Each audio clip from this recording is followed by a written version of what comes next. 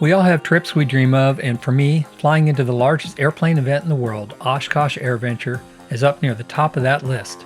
Every July, more than 10,000 airplanes converge on a small town in Wisconsin, turning it into the busiest airport in the world. It's part air show, part reunion, and part pilgrimage.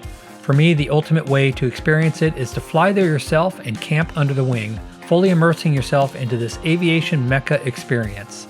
This year, my plane partner Bob and I are living our dream by flying our Cessna 182 from Sacramento, California to Oshkosh, Wisconsin, over mountains and deserts, discovering new landscapes and airports, and dodging thunderheads along the way. In this video, I'll be sharing every leg of the journey, the excitement of the show, and a few surprises along the way. Be sure to stay to the end for the complete stats of the journey. Okay, we decided to pull in our trip by one day. We're leaving on Thursday morning. A little rushed yesterday trying to get everything put together. We're going to be up in the air by 6 o'clock. So right now it's 4:30 a.m. Here we go, off to Oshkosh. Okay, at the airport, and we're getting ready to pack. We may not take all this, just got to make sure we're within weight and balance. Then we'll take the 182 station wagon and head to Oshkosh. Bob and I would trade pilot duties between each leg, crossing half a continent over the next few days. I got the first leg as we depart eastward into the rising sun, crossing over Lake Tahoe just past sunrise. As we pass the blue waters of Lake Tahoe, we enter into the browns of the high desert in western Nevada. We have a gaggle of electronic aids to keep us on course and help us manage our flight plan along the way. As we pass into northern Utah, the Great Salt Lake looms large, reflecting very different hues than Lake Tahoe. We land in Brigham City, Utah, just west of the Wasatch Mountain Range. All right, we made it to Brigham, Utah. Flew over the Great Salt Lake. Uneventful flight, which is the way you like it. We're gonna grab a quick bite to eat and then on to the next one. There's some storms coming up and we gotta beat the storms to Nebraska. Bob takes over as pilot in command on this leg. Departing Brigham City, we turn right toward the mountains, searching for a gap in the range as we climb north. We find our opening and slip through, heading across Utah and into Wyoming, bound for South Dakota. My role shifts to first officer, scanning for traffic, watching the weather ahead, and always thinking 2 steps ahead for alternatives as we continue east. The vibrant slopes of the Wasatch soon fade into high desert, the browns and golds of southern Wyoming stretching to the horizon. As the afternoon sun bakes the ground below, turbulence begins to build, and scattered clouds rise to meet us. Rivers appear below like thin green lifelines in the desert, carving color into the barren landscape. Then as we climb above the clouds, the world below disappears, and for a while it feels like we're suspended between earth and sky, just 2 travelers chasing the quiet rhythm of the wind across a vast country. As we fly through South Dakota, the landscape softens, green fields replacing desert browns, scattered farmsteads marking our approach to the Midwest. We set up for landing in Winter, South Dakota, where Bob greases it onto the runway, smooth, steady, and right on centerline. All right, we made it to Winter, and they had a few cold drinks at the little office there, which is awesome. This place is absolutely beautiful. Patches of green grass, certainly big sky. We're not the only ones making a stop on the way to Oshkosh. Luckily, they've already got fuel, and it's our turn now, so we're getting fueled up. Next stop will be Rochester, Minnesota, and we'll spend the night in Rochester, Minnesota, and then the plan will be to head to Oshkosh first thing in the morning. I am back to pilot in command for the last leg of the day. More clouds fill the sky during this afternoon flight eastward across South Dakota, but so far we've not faced any rain or thunderstorms. As we cross into Iowa and eventually Minnesota, the clouds disperse and we enjoy the lush green landscape below. The runway comes into view and we settle back to earth for the night. All right, we made it to Rochester, Minnesota, and we're going to stay here for the night. Tomorrow we should have a short flight, hour and a half into Oshkosh. We'll try and get up early in the morning. This was a long, taxing day, but I loved every minute of it, enjoying the changing landscapes, the rhythm of the sky guiding each decision, and sharing the journey with Bob. Time for a short rest before our early start tomorrow into the challenging skies around Oshkosh AirVenture. All right, day 2 begins. While we were here in Rochester, Minnesota, we ran into one of our friends who recommended this stop. Thanks for the recommendation. Give you a quick look at his beautiful RV-14. Oshkosh is our next stop. We've both been studying, reading the NOTAMs. We're ready to go, and we're looking forward to having a fun week. Bob will be pilot in command on this leg. As we lift off from Rochester, the world below turns into a tapestry of green. Thousands of lakes and rivers feeding the fertile land of Minnesota and Wisconsin. In the July sun, everything glistens with life. Our weather planning paid off. Only a few wisps of clouds in the sky, a perfect morning to approach one of the busiest airspaces in the world. Even though the show doesn't officially start for days, the skies around Oshkosh are already alive with traffic. Bob and I had spent hours studying the arrival procedures, and now it was time to put them to use. As we neared Ripon and Fisk, our eyes were scanning constantly for landmarks, for other aircraft, for that comforting rhythm of order in the chaos. The controller's voice commanded us to switch from our planned runway to another, and then, at the last moment, to land on the taxiway instead. 2 twin-engine airplanes were already touching down to the left of us, and we had to adapt on the fly. Bob kept his focus steady on the landing while I watched for traffic and made sure our path was clear. Moments later, our wheels touched down smoothly on the not-so-famous Red Square. After months of planning, many hours of flight, and a few heart-pounding moments in the pattern, we had arrived. Oshkosh 2025. All right, well, after a nerve-wracking flight, we made it to Oshkosh. We are here, and we got a phenomenal parking spot. We're right here by the store, and then a very short walk to the shuttle pickup at the Warbird area right here behind me. So, fantastic spot. And now what we have to do is get the plane tied down and set up camp. Next task is getting the tent set up. Got the solar panel, so I have a little bit of electricity here. All right, tent is all set up. And here is my room for the week. In pure Oshkosh fashion, once we got our tent set up, we got hit by a nice rainstorm to make sure everything was weatherproof. This small patch of grass is now our home for the next 6 days as we prepare to immerse ourselves in the diversity of aviation. We had the full day Sunday before the show officially opened on Monday. Time to wander, get a lay of the land, and just soak in Oshkosh. You can spend days just wandering around the grounds and not even going to the show. All the latest in camping gear was on full display.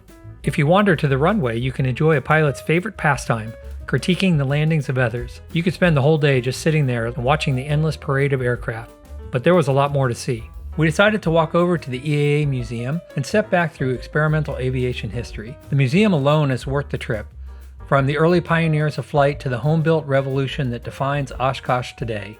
One airplane that caught my attention is this beautifully restored air coupe. It brought back memories of my own beginnings as a pilot 7 years ago, flying an air coupe during my first year. It was Sunday afternoon and the grounds were already buzzing with activity. Airplanes were arriving, with many already on display, while vendors were setting up, and the energy of the coming week was starting to build. I wandered through rows of gleaming airplanes, soaking in the anticipation, and there were already crowds around, as you can see. Then something caught my eye, a simple booth with a sleek, unfamiliar airplane. I had just heard whispers that they were preparing to unveil something big, a brand new aircraft that hadn't yet been shown to public. I asked if they might do a short interview with a small YouTuber like me. To my surprise, they said yes. At that moment, my week changed dramatically. I've got some breaking news from Oshkosh. I'm here with Alan at Spirit Engineering, and the show isn't even opened yet. Alan was not. All of a sudden, I'm a news reporter. I knew that if I acted fast, I would have a scoop. Luckily, I'd brought enough gear to produce basic videos on site. I've got my little Blue Eddy power station charging my MacBook Pro, and I've got a solar panel here. My Oshkosh vacation became a content sprint. I ended up producing 7 videos during the week. The days blurred into interviews, edits, and uploads. My channel grew though, breaking through the 1,000 subscriber mark. I did have time for soaking in the aviation experience though, from admiring all the gorgeous planes that have come into this event, to dreaming about the new planes that were announced at the show, such as Savant's RV-15, the Sonic's High Wing, and many others. Oshkosh recharges the aviation passion like nothing else. Every afternoon there's an air show to watch or just look up and enjoy as you wander the grounds. On Wednesday and Saturday evenings, a nighttime air show explodes into the sky, something that I haven't experienced anywhere else. And all too soon, it was time to say goodbye. All right, my last day at Oshkosh. Oshkosh 2025 was incredibly fun. I got to meet some really great people and also reinforce some friendships with some people that I've been talking to in the past. Another big part of this journey for me was the flying to and from Oshkosh. We had a wonderful flight and a wonderful time, and hopefully we're going to have a great time on the way home as well. We were up early Thursday, hoping to slip out before noon, between a window of weather and the afternoon air shows. It was time to take a short vacation from the aviation vacation we just experienced. How's it going, Captain? Hey. How are you? Good. You ready? Ready for the next leg? Yeah. All right. Yeah. Let's do it. A friend had invited us to stay at his lake house in northern Wisconsin, just a short hop away. Our next flight would be less than 2 hours. As we taxied behind a majestic World War II bomber, we found ourselves lined up on a parallel taxiway with one of only 2 flying B-29s, Fifi. The controller cleared us to depart just ahead of her, and we made sure to follow instructions carefully so we didn't end up in the prop wash of history. With heads on a swivel, we climbed out of the busiest airspace in the world at that moment and turned north. The noise and chaos of Oshkosh faded quickly behind us, replaced by the soft rhythm of flight once again. As predicted, we had to dance through pockets of rain along the way, but soon the clouds parted and the deep blue of Wisconsin's lakes came into view. Bob greased another landing, and we looked forward to sleeping in real beds, under a roof this time instead of under a wing. We spent the next couple days decompressing, boating with friends, sharing stories, and enjoying the quiet beauty of the Northwoods. After a week surrounded by airplanes and adrenaline, the stillness felt perfect. All too soon, though, it was time to point the nose west and begin our journey home across the country. After a few restful days by the lake, it was time to turn west, time to head home. Departing northern Wisconsin, the world below was still lush and green, dotted with lakes that shimmered under the morning sun. Puffy clouds drifted across the sky, a perfect send-off from the Midwest. As we crossed into Minnesota and then South Dakota, the scenery began to change. The green faded to gold, and the land slowly rose into higher country. It felt good to be back in the rhythm of cross-country flight again. Hours later, we touched down in Casper, Wyoming, surrounded by open plains and big sky. By then, the heat of the day was building, and with it, the bumps. Our turn coordinator was earning its keep, bouncing with every thermal as we pressed on. Heading into Utah, Virga streaked the distant horizon, those classic desert rain showers that never quite reached the ground. We weaved between a few afternoon pop-up storms, and this cloud had a lesson to teach us. While I learn something every time I fly, sometimes the lessons can be very visceral. As we flew around this cloud, we were hit with a very strong downdraft that pushed the Cessna down 1,200 feet in 4 seconds. We were still 2,500 feet above the ground, but that experience was a strong reminder to respect Mother Nature. Past the storms, the familiar ridge of the Wasatch Mountains appeared ahead. Climbing across the last pass, the sky smoothed out, and the valley of Brigham City welcomed us below. We spent the night there, grateful for solid ground, a good meal, and one final sunrise before home. The next morning, the world woke in color. Watching the sunrise over the mountains. Absolutely gorgeous here. The rising sun spread light westward, reflecting off the salt flats west of the Great Salt Lake. As we crossed into Nevada, the air turned dry and the landscape took on that unmistakable high desert hue. Soon we were passing Carson City and Reno, climbing over the granite peaks of the Sierra Nevada. Lake Tahoe shimmered beneath us, deep blue, surrounded by the green of the Desolation Wilderness and close to home.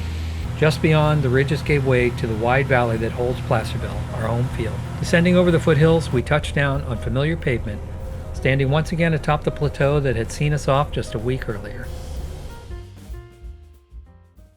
In 7 days, we had flown thousands of miles, crossed mountains, deserts, and plains, from California to Oshkosh and back again.